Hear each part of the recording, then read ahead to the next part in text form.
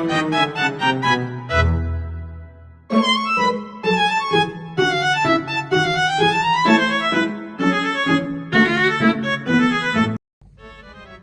semua, kenalin nama aku Nila Olga Febrianti, bisa dipanggil Olga, dari Institut Desain dan Bisnis Bali, Prodi Desain Mode dengan NIM 2590331-418. Di kesempatan kali ini, aku bakalan jelasin salah satu bab dari materi yang udah dijelasin oleh dosenku sebelumnya dalam pembelajaran Bahasa Indonesia. Bab ini berjudul Diksi. Apa sih diksi itu? Apa aja bagian-bagian dari diksi? Dan apa tata cara menggunakan kata diksi? Jadi diksi adalah diksi atau pilihan kata. Berikut adalah peta konsep berisi materi yang akan kita bahas hari ini.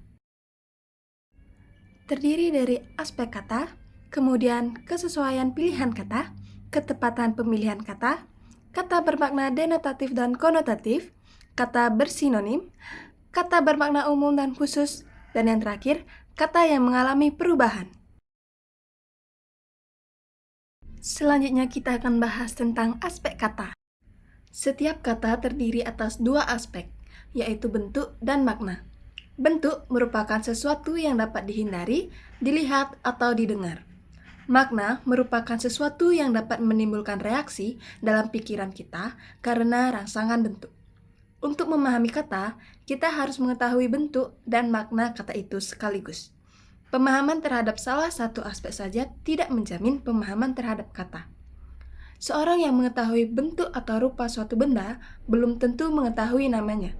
Demikian pula halnya, seorang yang mengetahui namanya saja belum tentu mengetahui bentuk atau rupa benda itu.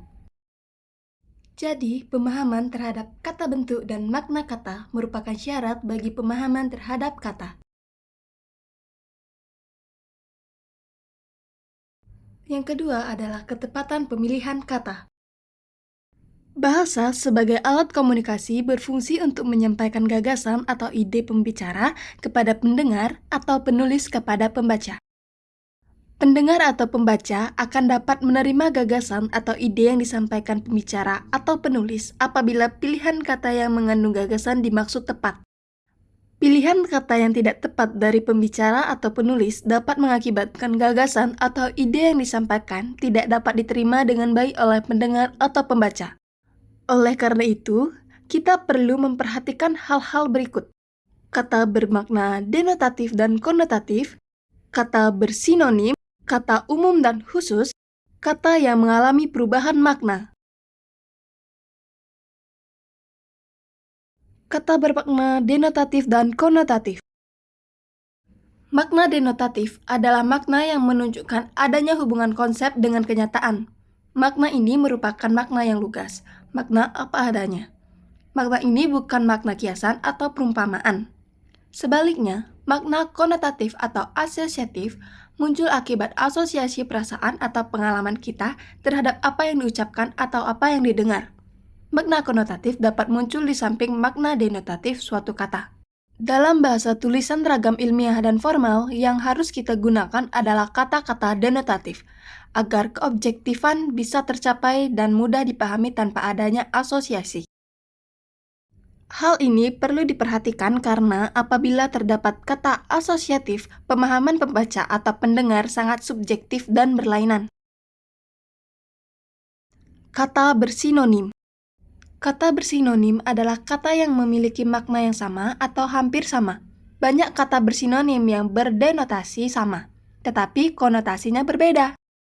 Di layar teman-teman sekalian sudah saya tampilkan beberapa contoh yang dapat teman-teman sekalian pelajari di rumah. Kata bermakna umum dan khusus. Dalam bahasa sehari-hari, kita sering mendengar atau membaca kata yang bermakna kabur akibat kandungan maknanya terlalu luas. Kata seperti itu sering mengganggu kelancaran dalam berkomunikasi. Karena itu, agar komunikasi berlangsung dengan baik, kita harus dengan cermat menggunakan kata yang bermakna umum dan bermakna khusus secara tepat. Kata bermakna umum mencakup kata bermakna khusus. Kata bermakna umum digunakan dalam mengungkapkan gagasan yang bersifat umum. Sedangkan kata bermakna khusus digunakan untuk menyatakan gagasan yang bersifat khusus atau terbatas. Kata yang mengalami perubahan makna.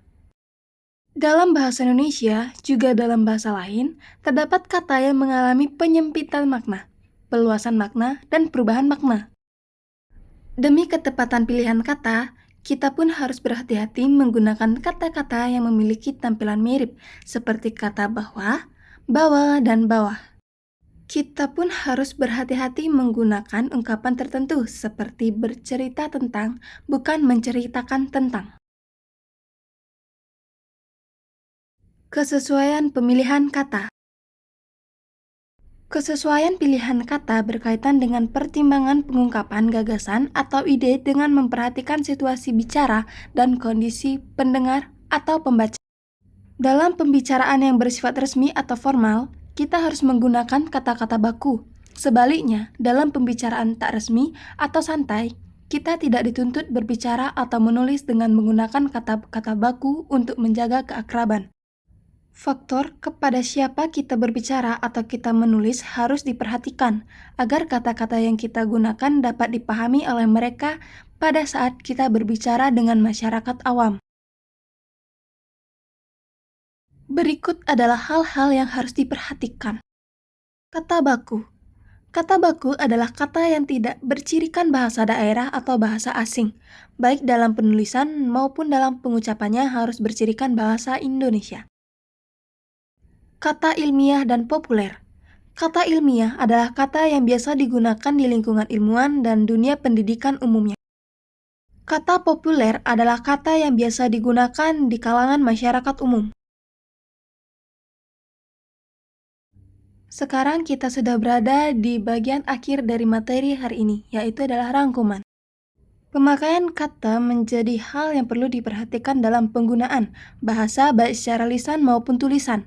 Setidaknya ada 3 hal yang harus diperhatikan dalam pemilihan kata, yaitu aspek kata, ketepatan pilihan kata, dan kesesuaian kata. Aspek kata terdiri atas 2 hal, yaitu aspek bentuk dan makna. Ketepatan pilihan kata berhubungan dengan kata bermakna denotatif dan konotatif, kata bersinonim, kata umum, dan kata khusus, dan juga kata yang mengalami perubahan makna. Sementara itu, kesesuaian kata berhubungan dengan kata baku, tidak baku, dan kata ilmiah, kata populer.